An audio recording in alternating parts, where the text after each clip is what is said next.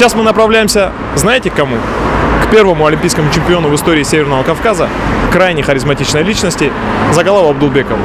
С ним всегда есть о чем поговорить, а в преддверии домашнего чемпионата Европы так особенно.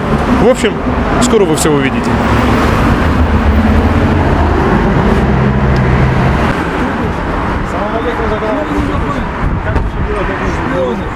Как разведчики, что вы здесь делаете? Визит к Загалаву Абдулбековичу начался с небольшой экскурсии по его дому, которую олимпийский чемпион устроил нам на правах хозяина. Загалаву Абдулбекович, вы много раз рассказывали, как вы много по утрам занимаетесь. Встаю, 6, полседьмого бывает.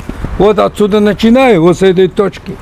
И сделаю 10 кругов, пробежка, сейчас пойдемте с вами. 200 метров ровно. Вот, и начинаю отсюда. Это такая легкая разминка. Каждый день? Трусой, да, каждый день. Это хотим здесь футбольный газон делать, чтобы внуки футбол играли. Я выровнял здесь. У меня много, 11 внуков. Позавчера родился еще один. Вот здесь мы играем ворота, с ними дыр-дыр играю, футбол, зеленая трава, падаем же мы. Поэтому перекопал, сейчас разрыхлю. Сейчас чуть вот завтра, послезавтра посеют футбольную траву. У меня же стадион там. Сколько квадратов здесь? 15 на 5. Так вот, где вы оттачивали свое мастерство в баталиях против Александра Медведя, да, футбольных? Нет, футбол, это детство были большой. Я на Динамо ходил, я же юношей. Юношескую команду за Динамо ездил, когда пацаном был там. Коротким ростом в футболе не получалось, хотя резкий был тут. Вот здесь летом отдыхаю, сижу, с друзьями, никому не мешаю. Эти ворота тоже открываются, здесь свежий воздух. Никому не мешают. Даже можем гостей тоже сюда укладываю, вот диван. Вот здесь, кто хочет раздеваться вместе, купаться. За рубежом Барселона? За рубежом Барселона, конечно. За рубежом Барселона, потому что Месси играет, как будто на улице ребенок играет. Тут бывает детьми, технично бывает детьми там дурачится. И до сих пор играет как ребенок там. Несмотря на высокий уровень его соперника. Да, конечно там. Калечат его, он сам никогда не притворяется. Рональдо притворяется часто. Выдаешься футболист, но когда тебя не трогали, и на судей смотришь, и корчишь, и не более, кувырнулся ты. У Месси этих вещей не бывает. Месси, когда свалят по-настоящему, показывают, это что такое, побежал дальше. А Рональдо и все другие команды, все корчатся, показывают, что мы ногу оторвали. Оказывается, не оторвали, живой бегает. Это тот самый легендарный турник, на котором вы подтягиваетесь 15 раз? Вот там один турник, вон, сейчас мы придем. Вот первый турник, вот, который поставил. И вот видишь, турник. Когда дожди, здесь подтягивают. Ничего себе. Чтобы один турник. Я хочу, чтобы молодежь наша видела, на кого равняться и с кого брать пример. У вас очень... ваша беговая дорожка, да? Это моя беговая дорожка для меня. Очень красиво у вас здесь. Ну, кто никому не мешает, никто не видит. А так неудобно, конечно. А что не Посмотрите, как легко подтягивается первый олимпийский чемпион на Северном Кавказе. И кто бы мог подумать, что ему целых 72 года. Берите пример, молодежь. Я могу долго, так. Загалаву Абдулбекович, все, для вас. мне уже стыдно, потому что я меньше, чем вы подтягиваю. Я могу так, разов 15. Учитесь, больше. ребята. Сейчас нельзя больше 15, сердце не держит. Вместо зарядки. Так, ну-ка. Загалаву Абдулбекович, а правда, да, что вы в свое время 7 раз подтягивались на одной руке? Одной руке, да. Это не я, это немцы были со нами на сборах в Цахадзоре, в Мехико готовились. Меня туда не взяли, молодой. И он там, я уже так любил силу, там как Алялиев поехал. Подтягивался на руке 7 раз, на другой 5-6, там на левой чуть меньше. И потом, главное, там первый толчок делал, а потом легко. Первые 1-2 легко, а когда пошел, каждый день делаешь, они идут. Ничего такого нет сложного. Так кто будет, любой идти сможет, захочешь. Чтобы высохли. Вот я вечером прихожу иногда. Сегодня буду плавать. Плаваете всеми стилями? А? Плаваете всеми стилями? Нет, просто для нагрузки, для легкого на спине. Ну, не плаваю, я плохо плаваю. А вот дрова топлю сюда, это высыхать поставил сюда, чтобы там дрова во дворе, где сарай. Вот это восстановительный комплекс мой, чтобы вы знали. Посмотрите, как массажист придет. главная составная часть восстановления. Вообще нужная вещь. Выпивкой прекрати спортсмен. Нельзя никакие шутки, никакие вина. Никакие легкое вино не бывает.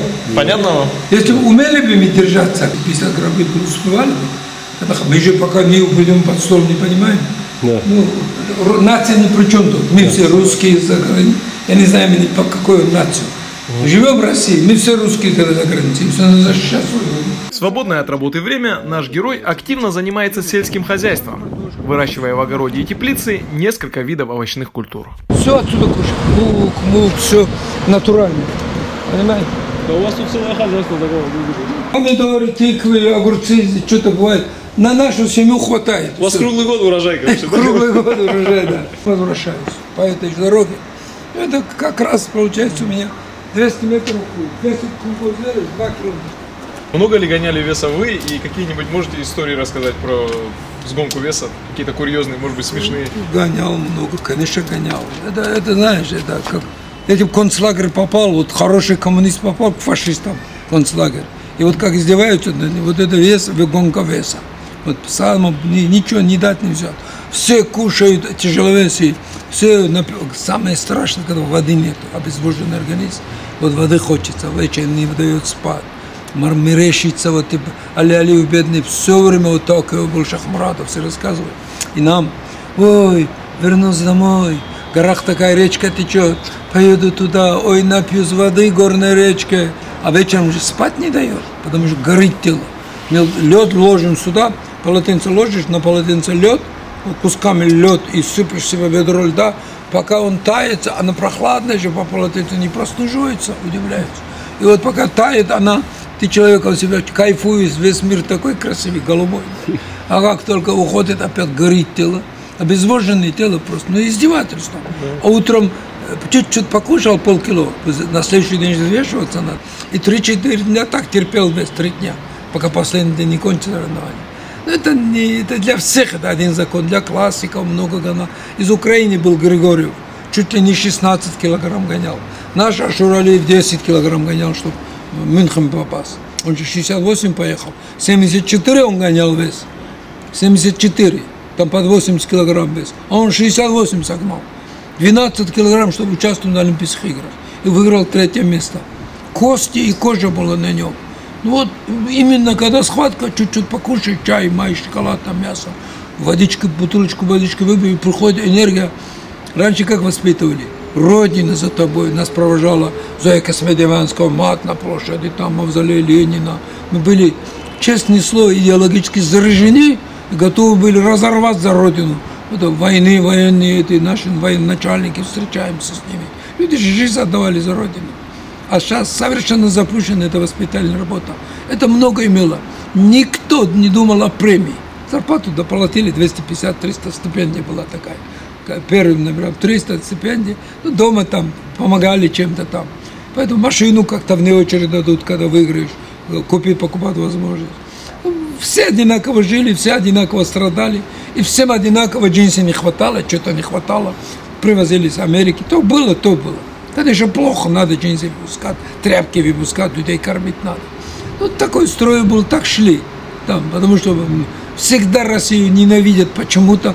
Кому больше всех Россия помогает, они ненавидят Россию. Наверное, потому что мы сильные. Удивительно. Только потому что мы сильные, наши ресурсы, богатство хотят. Ехали Иран через границу, и Армении, когда проезжали, не только я, кто-то Самалахвильдиев был, я не помню, кто. И Батал Гаджиев был, он видит лягушка, ля-ля, прыгают, радуются, там прыгают. А мы сгоняли туда уже, через день бороться надо было. Высохшие губы потресканы, жидкость не пьем. Лягушкам завидовали, какие они счастливые. Бороться не надо, нервничать не надо. Вода полная, в воде живут. Ну, как рай, просто в раю жили лягушки. Это Батал Гаджиев говорит. Ну, обсуждают, какие, говорит, они счастливые. Вот ведь нам бы сейчас поваляться в холодной воде. Вот здесь у меня выход на кухню, здесь внизу кухня, снизу вверх, когда зимой, мы оттуда открываем, это уходим. Саша, Саша звонил, Саша, ты почетный гость чемпионата Европы. Одна просьба, все просят, чтобы ты приехал, Медик приедет. Да. Пиджак, говорю, возьми свою 36 килограмм, сколько-то весит ордена. Золото, да. У него 11 мир, 19 или сколько-то союзов. Речь идет о олимпийском чемпионе по биатлону Александре Тихонове. Да, и он говорит, он частый гость, наш друг, мы с ним динамовцы, друзья. А вдруг я говорю, конечно, приеду. Я говорю, возьми, жену тоже возьми. И он говорит, нет, а на Беларуси будет, я сам приеду. Пиджак, Он говорит, Челябинске постараюсь, что привезли сюда. Он где-то там на Сибири. Пиджак у него 30 сколько-то килограмм весит ординар. Когда вызовут его среди других, люди увидят, там полный зал, билеты все проданы. Давка будет ужасная, невозможно было.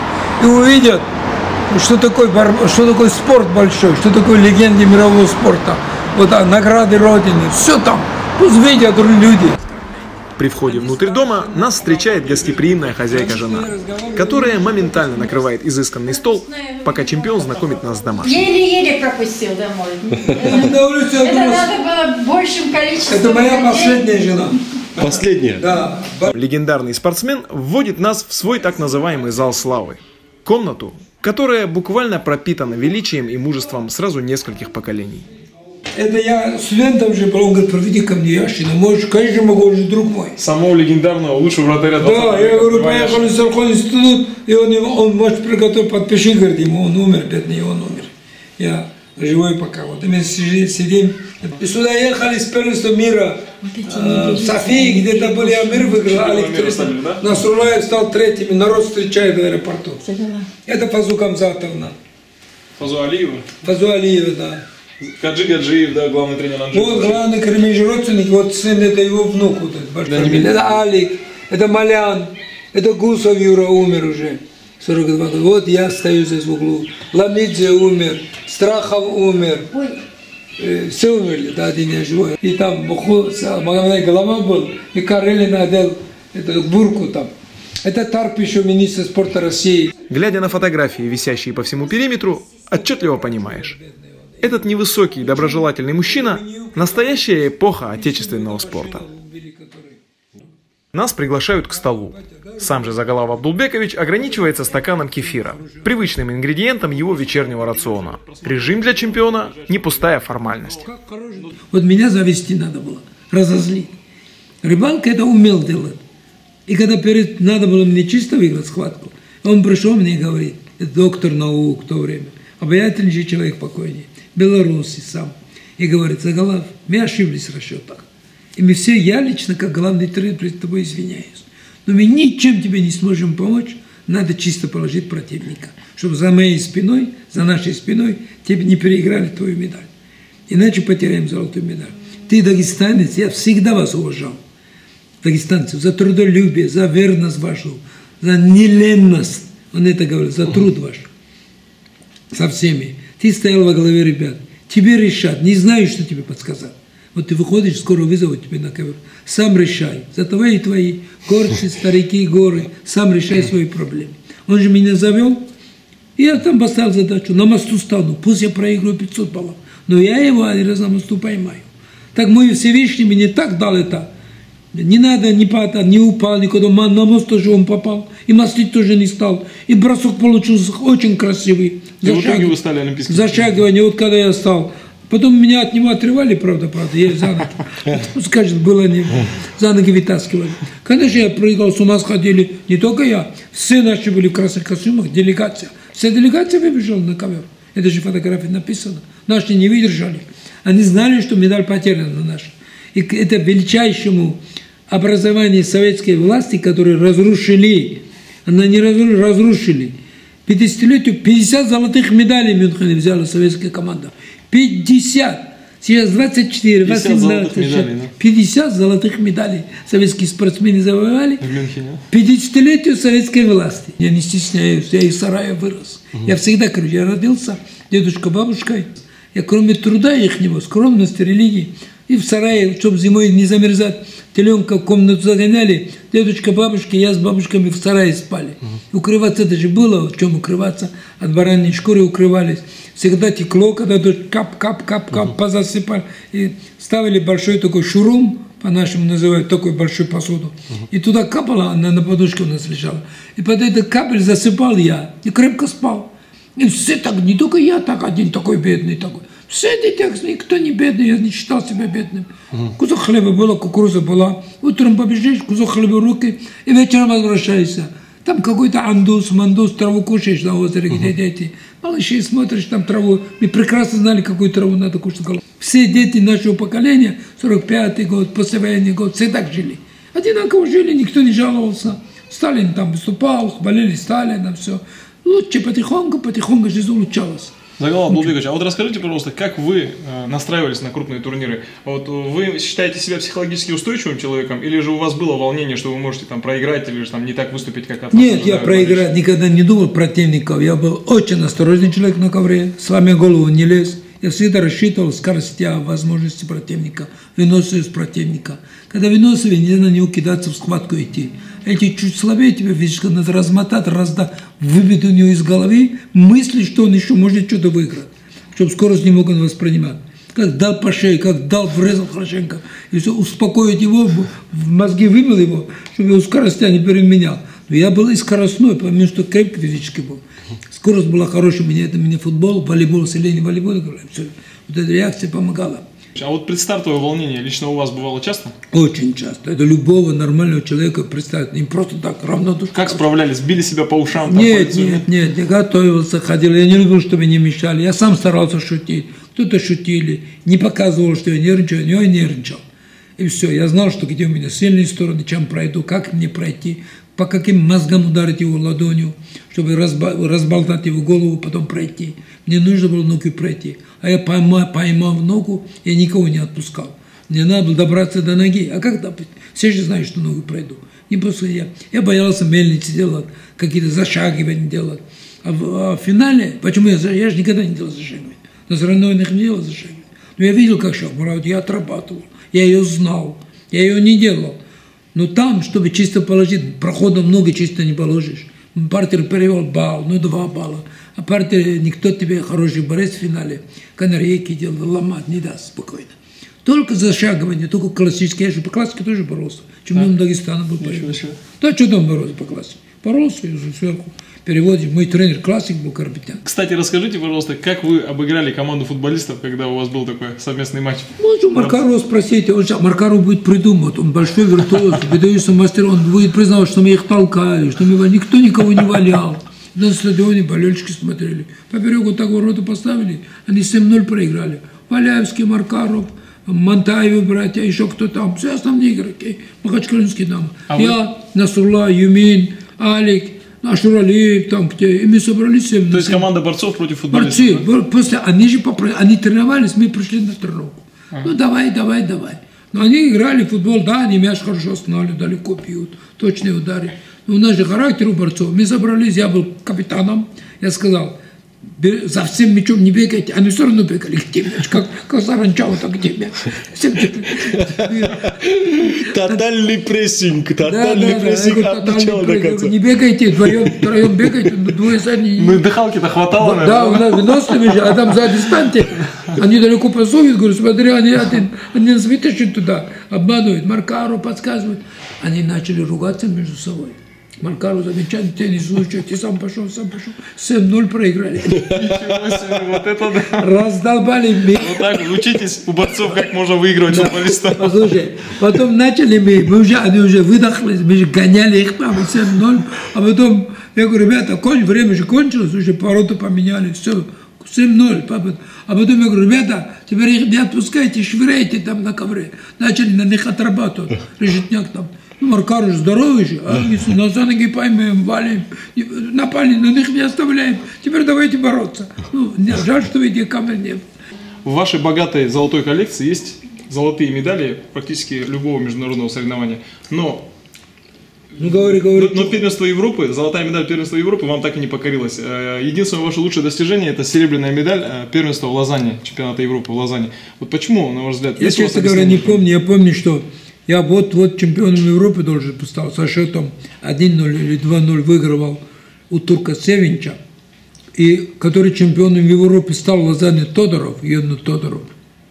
У него я 8-2, кажется, выиграл счетом чемпиона Европы. И чтобы меня сплавить в Болгарии, до того умудрились с этим Севинчем, турком. Обоих меня сняли, когда я выигрывал встречу, чуть-чуть секунды до конца остались.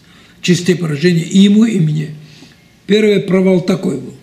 А первой Европе я не понимаю, что там случилось, как случилось. Это любые соревнования, европейские, Россия, это мировые, особенно олимпийские, это лотерея. Лотерея билет, знаешь, что такое? Конечно. Суждено Аллаху, али что, слабый был, между 3 Олимпийскими играми в течение 12 лет выигрывал цех, 5 раз чемпион мира стал, в разных весовых категориях. А ведь Али Алиев тоже только 1 раз выигрывал чемпионат Европы. Алиев тоже это тоже. Да, 5 раз чемпионат мира, но и чемпионат Европы выиграл только раз. Это не показать. Знаете, не мир даже, сколько хоть 5 раз, там 10 раз. Мир. Хорошее дело, это большое дело.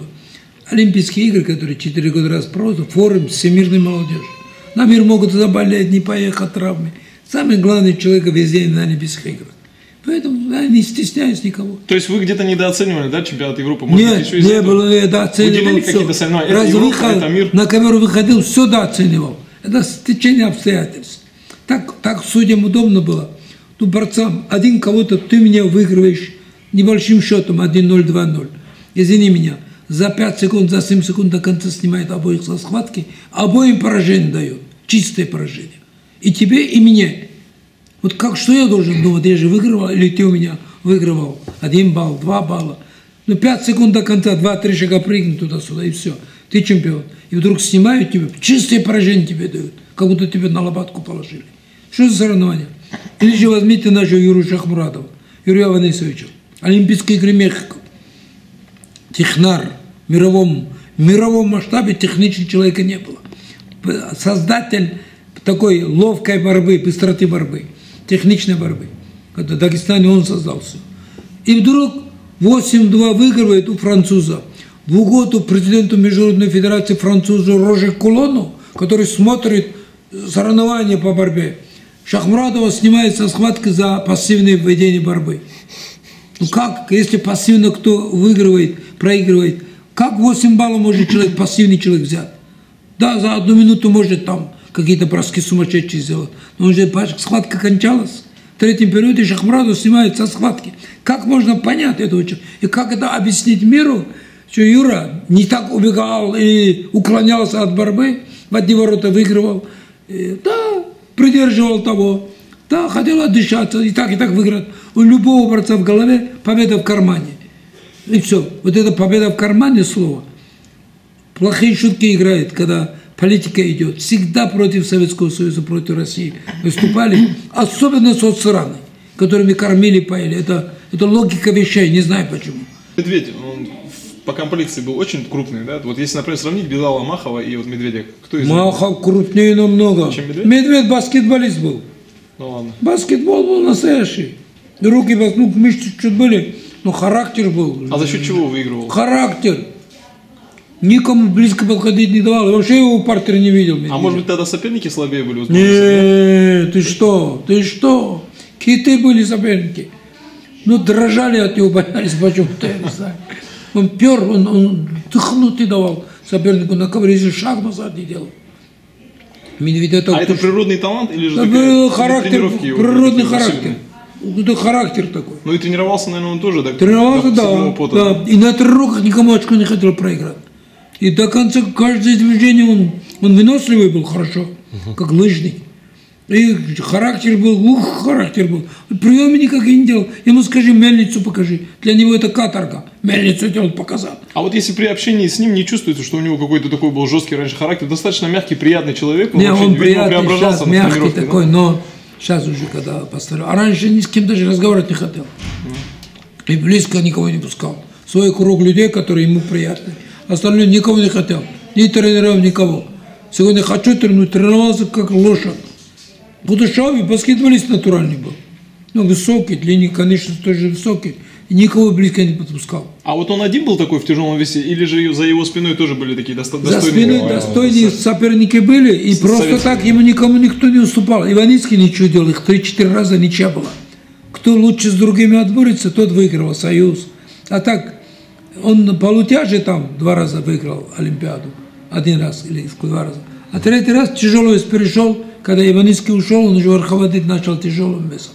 Хотели бы прямо сейчас скинуть лет так 50 и принять участие в домашнем чемпионате Европы, который не только в Дагестане, но и на Северном Кавказе будет проводиться впервые? Вы знаете что, клянусь, хотел бы. Не те муки, которые наша Европа, муки это, мучатся, гонят вес. Не хотел бы.